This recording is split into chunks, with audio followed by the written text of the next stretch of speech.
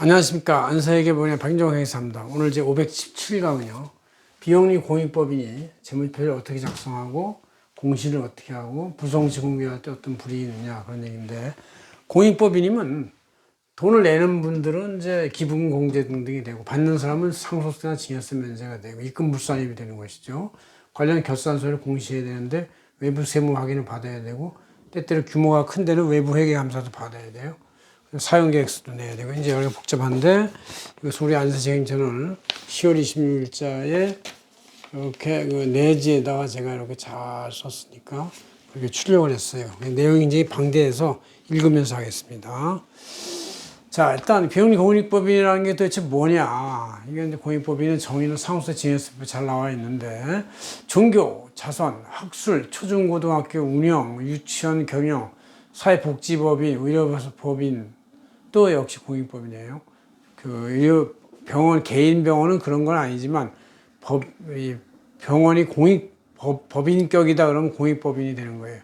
장학, 교육기관으로서 운영된 단체 등 이런 게 이제 공익법인이 정의인데, 이 공익법인에 대해서 설립돼서 혜택이 뭐냐? 그럼 외부에서 받는 각종 기부금, 자산 수중에 대해서 법인세 과세에서 입금에 산입이 되지 않고 상업세, 증여세도 제외된다 그런 얘기죠. 그다음 이제 내는 사람, 기부자 등의 혜택은 뭐냐?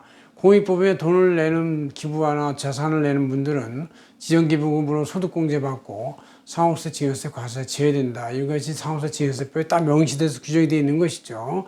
그다음 이제 이렇게 공익법인들은 그래서 투명하게 경영을 해야 되는데, 결산서류, 즉 재무상태표와 운영성과표 이런 걸 내야 되고, 기부금 작성 내용을 작성해야 되고, 결산 실현재산에 대한 운용소득에 대해서 사용을 제대로 적법하게 했는지에 대한 명세를 계속 그 교육부나 이런 관련 단체에 내는 것이죠.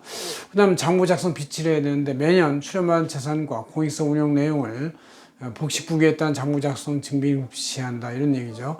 그래서 이런 거에 대해서 그냥 자기 작성한 걸로 끝나느냐, 그게 아니고 외부 세무 확인을 해야 되는데, 매년 2명 이상의 회계사, 세무사, 변호사가 세무확인 검증에 서명을 해야 됩니다. 그래서 공익사항 여부를 이제 확인하고, 또 의무사항치를 준수했는지, 그 공익법인의 사업의 적정성이 제대로 됐는지 이런 것들을 이제 검토하는 작업이 항상 있어요. 그래서 그걸 외부 회계 세무 확인이라고 하고, 또 여기에 이제 일정 규모 이상의 공익법인은 외부 회계 감사를 꼭 받아야 돼요. 그렇지 않으면 가산세를 내야 되는데, 그러나 총 자산이 100억 미만이면서 매년 공익법인 수익금액 50억 미만, 또 출연받은 재산이 50억, 20억 미만의 소규모 공익법인은 외부 계획 감사를 받지 않고 그냥 외부 세무 확인만 받으면 되는데, 총 자산 100억 이상부터는 외부 세무 감사를 받아야 되는 문제가 있어요.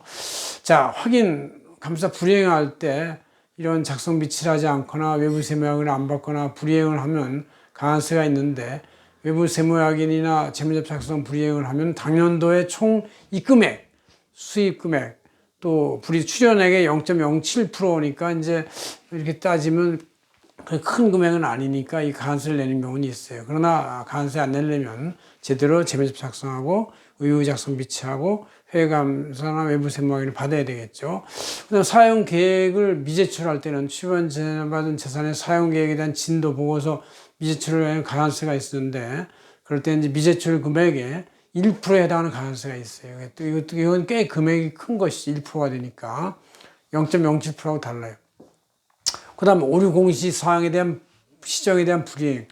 이제 이 세무서나 국세청에서 공익법인 서류가 이제 들어오면 그것이 금액 100억 이상이면 외부 감사를 받고 공시를 하라고 시정 요구를 이제 하게 될 때가 와요. 그럴 때 불이행하면은 그때는 이제 공시를 제대로 안 한 거라 해서 총 자산총액의 0.5%. 자산총액의 0.5%면 예를 들어서 100억의 공익법인이다 자산이, 그러면 1%는 1억이니까 그것도 크고, 0.5%도 5천만 원이에요. 그래서 회계감사는 공익법인이 웬만하면 한 1,000만 원 내외에서 이제 대충 되긴 되니까 그 정도 받아서 감사를 받는 게 훨씬 낫다 그런 얘기죠. 그러나 자산 규모가 5억 미만은 이제 그 가산세 대상이 안 된다 이렇게 볼 수 있습니다. 그래서 자산 규모가 100억 이상은 무조건 감사를 받아야 되고, 감사를 안 받으면 총 자산의 0.5%의 가산세를 매기니까 이런 공익법인의 각종 의무, 의무 세무 확인, 결산서류 공시, 외부 감사, 사용 계획에 대한 제출 이런 걸 잘 지켜야만 공익법인이 투명하게 운영이 되고 적법한 일을 하는지에 대해서 관련 당국에서 특히 국세청에서 확인할 수 있다 이렇게 보시면 되겠습니다. 고맙습니다. 안서기본의 박인정 회장이었습니다.